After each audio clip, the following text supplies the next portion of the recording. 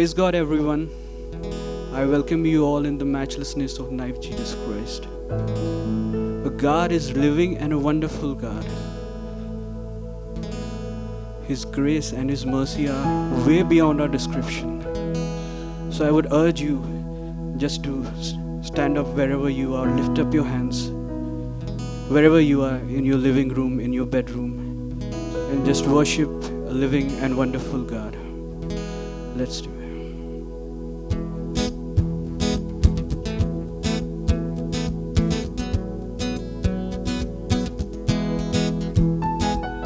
Come, now is the time to worship. Come, now is the time to give your heart. Come, just as you are to worship. Come, just as you are before your God. So come. One day every tongue will confess you are God. One day every knee will bow. Still the greatest treasure remains for those who gladly choose you now. Come, now is the time to worship. Come, now is the time to give your heart. Come, just as you are to worship. Come, just as you are before your God. So come. One day every tongue will confess you are God. One day every knee will bow. Still the greatest treasure remains for those who gladly choose you now. One day every tongue will confess you are God. One day every knee will bow, Still the greatest treasure remains for those who gladly choose you now. Let's declare it.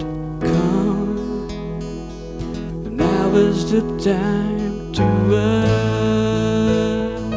worship. Come, now is the time to give your heart.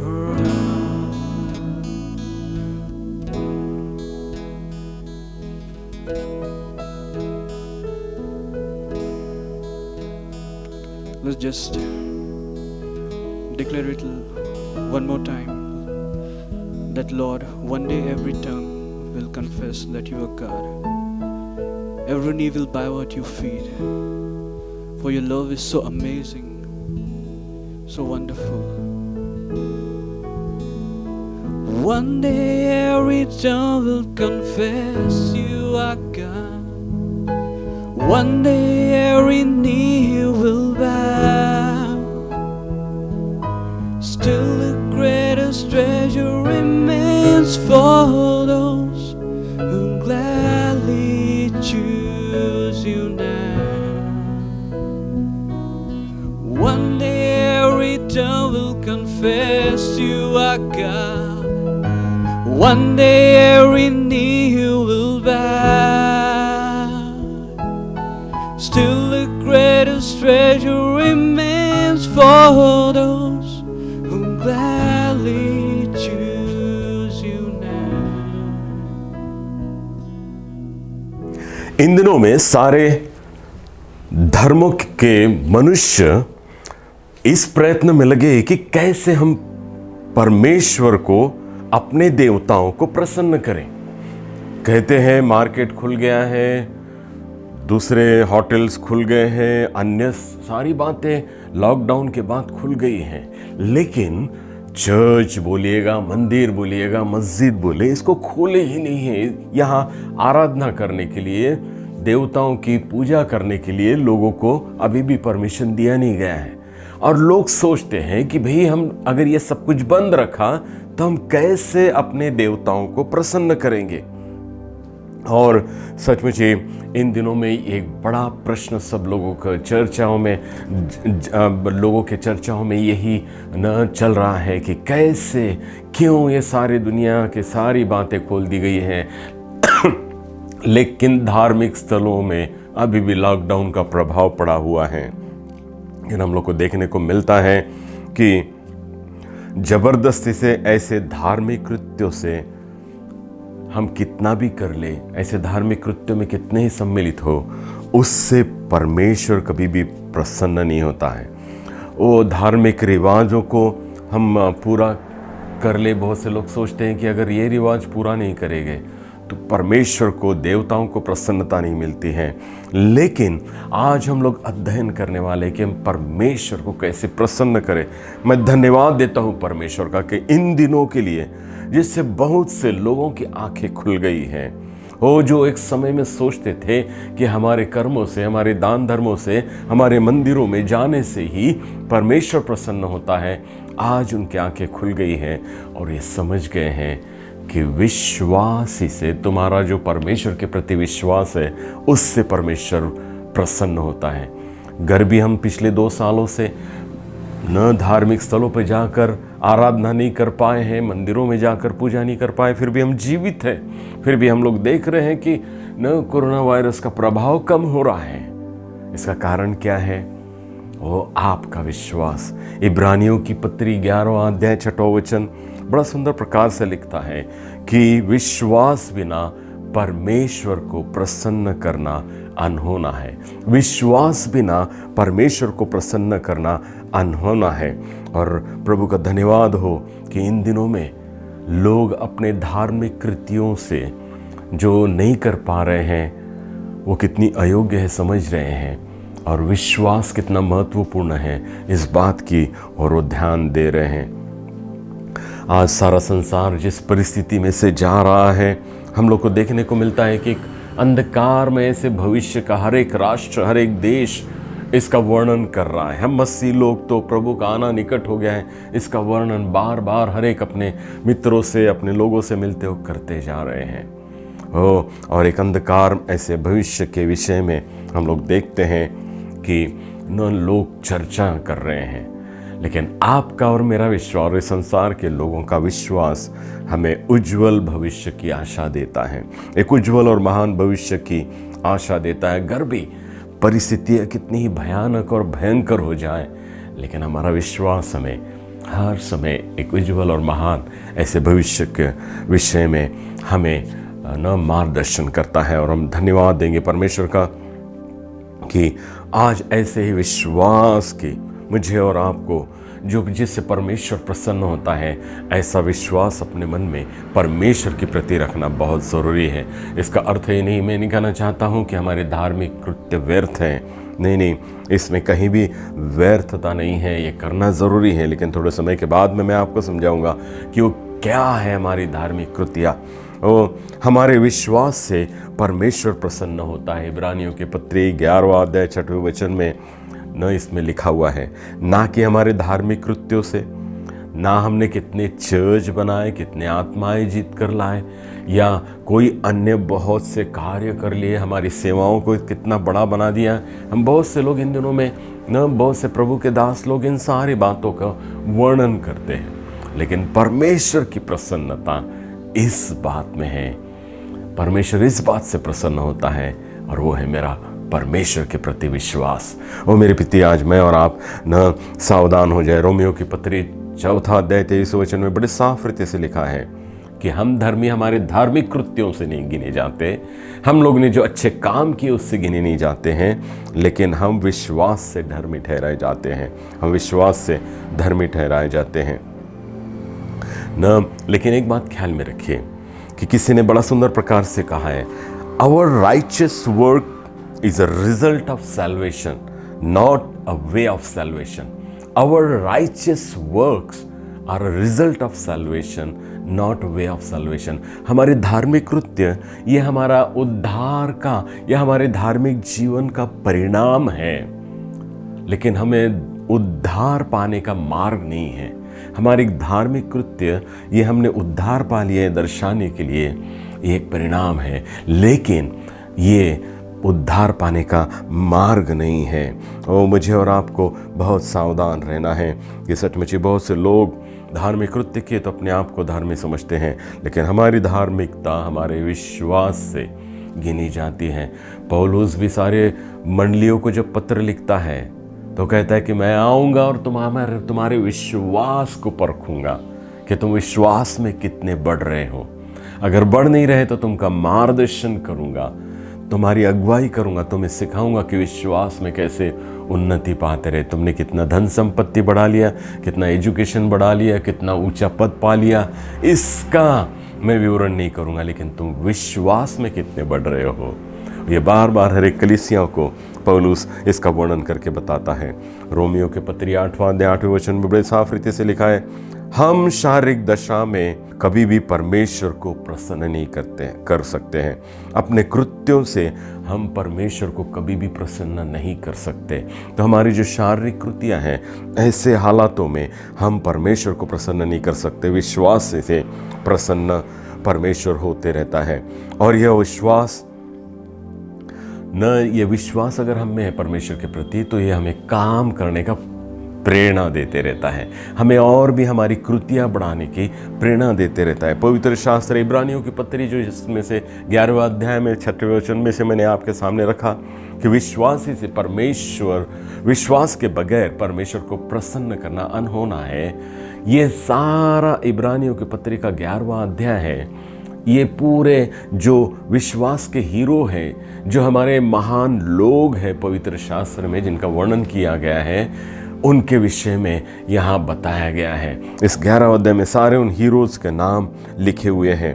और धन्यवाद देते हैं परमेश्वर को किस प्रकार से न अब्राहम ने परमेश्वर के आज्ञा सुनकर अपना देश, अपनी धन संपत्ति, सब परिवार, सब कुछ छोड़कर वो कनान देश के लिए निकल पड़ा। विश्वास, कुछ नहीं बताया गया तुझे उस देश में जाना है, कोई मैप नहीं दी गया, कुछ नहीं, और अपना कदम उसने विश्वास के कारण ही हम लोग देखते हैं कि न उसको प्रॉमिस मिला कि तेरे द्वारा मैं तारों को देख इतनी बड़ी संतति बढ़ाऊंगा। 100 साल तक के वो उस प्रॉमिस पर बना रहा, 100 साल तक के एक भी संतति उसको नहीं हुई, लेकिन उसके बावजूद भी बना रहा। संतति हो गई विश्वासी के कारण से।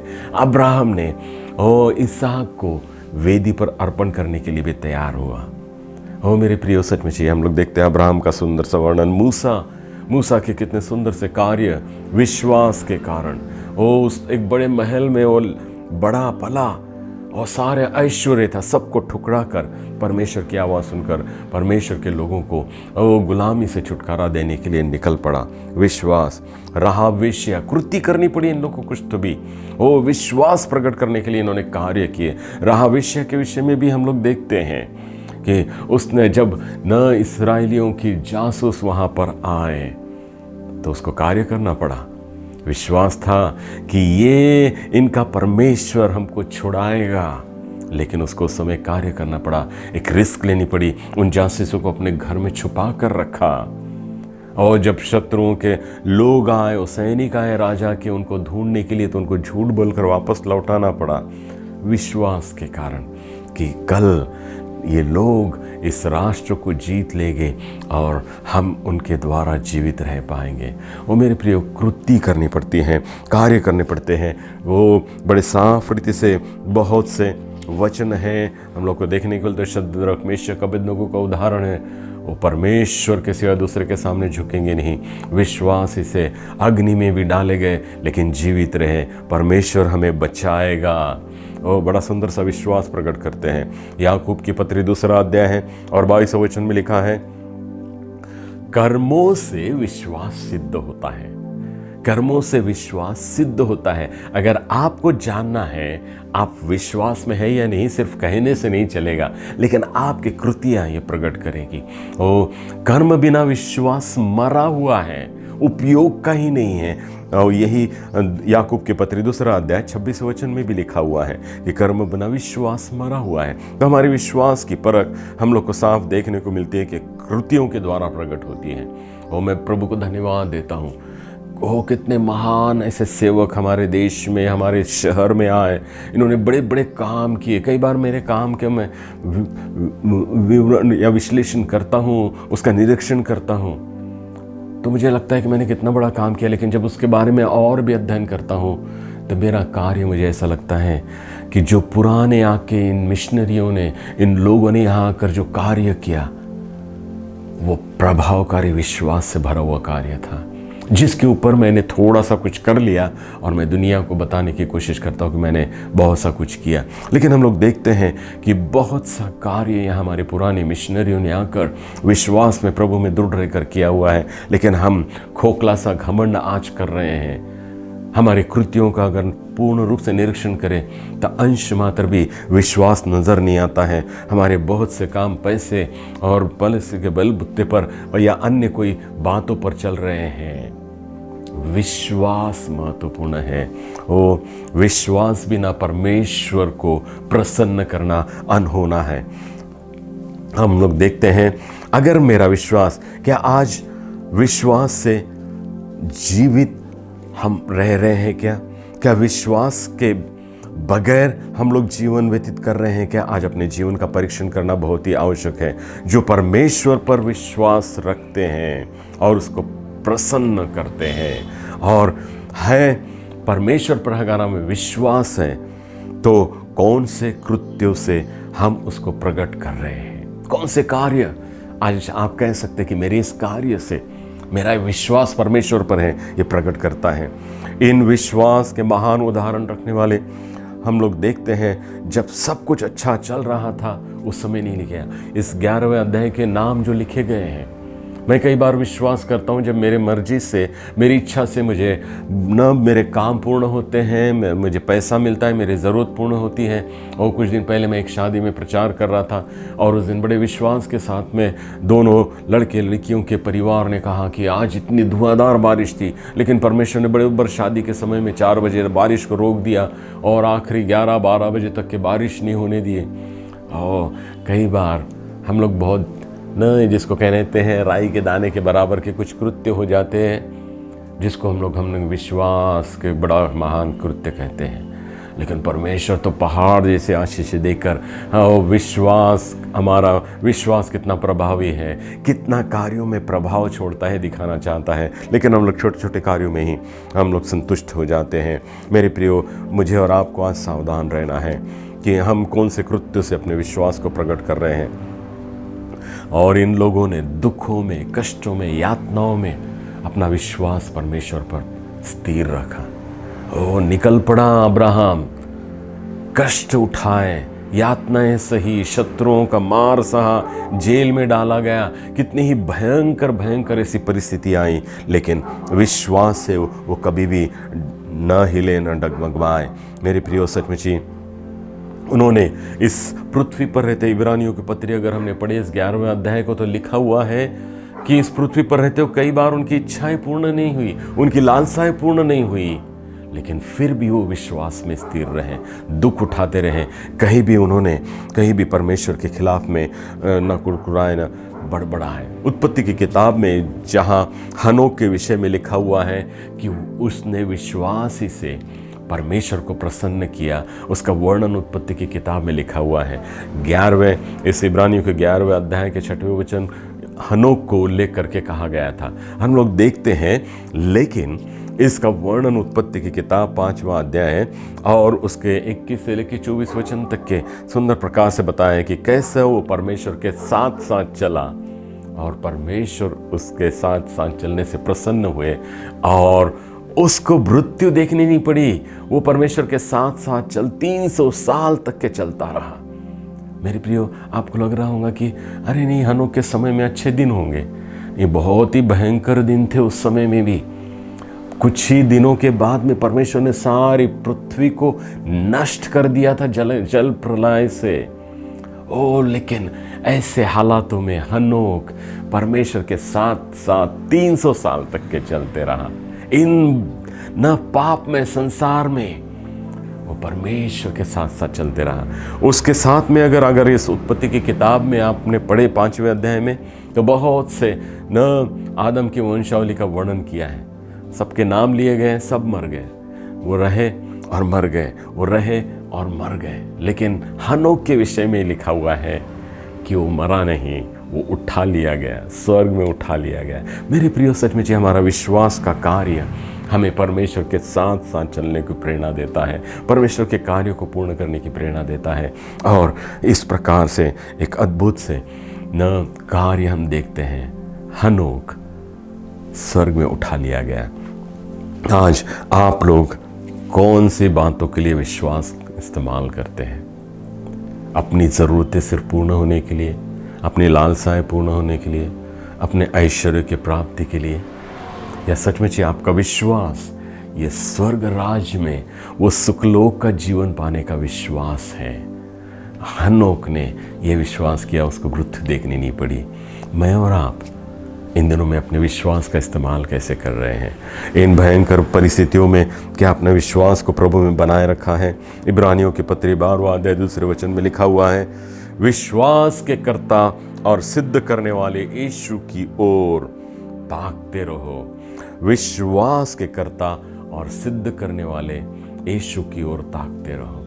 आइए, अगर आज आपको अपने विश्वास और भी दृढ़ और मजबूत करना है, परमेश्वर, विश्वास क्या है कि परमेश्वर है, वो इस सारे संसार का निर्माण करता, चलाने वाला है, और वो मेरा उद्धार करता है, मुझे अनंत जीवन देने वाला है, पापों की क्षमा देकर। और यह अनंत जीवन इस पृथ्वी पर का नहीं, स्वर्गीय जीवन है। हनोक ने वो जीवन की लालसाएं की और वो मृत्यु को नहीं देखा और स्वर्ग में उठा लिया गया। मुझे और आप उनको भी आज सचमुच ऐसे विश्वास की आवश्यकता है। हम बहुत से बार सिर्फ पृथ्वी पर की इस ज़रूरतें पूर्ण करने के लिए अपने विश्वास का इस्तेमाल करते हैं, लेकिन परमेश्वर हमें इससे भी सुखदायी जीवन, आशीष भरा जीवन, स्वर्गीय जीवन देने की न इच्छा करके हमें विश्वास में बने रहने के लिए प्रेरणा देता है।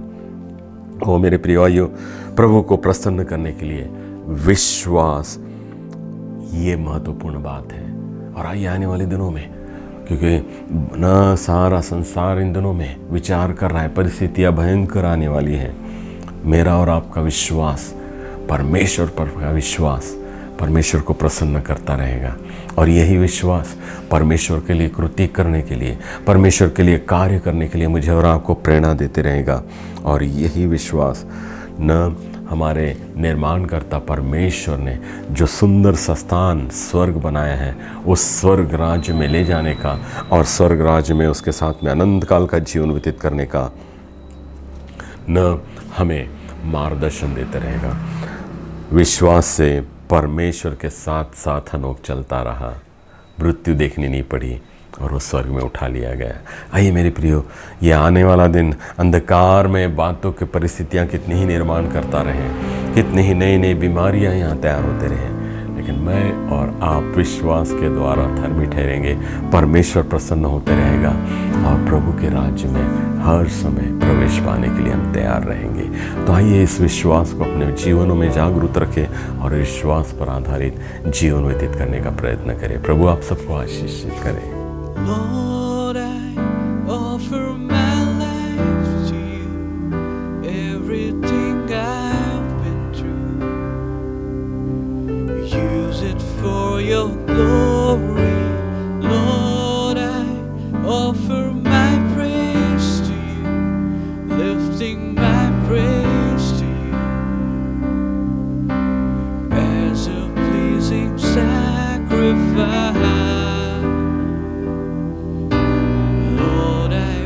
For you, my life.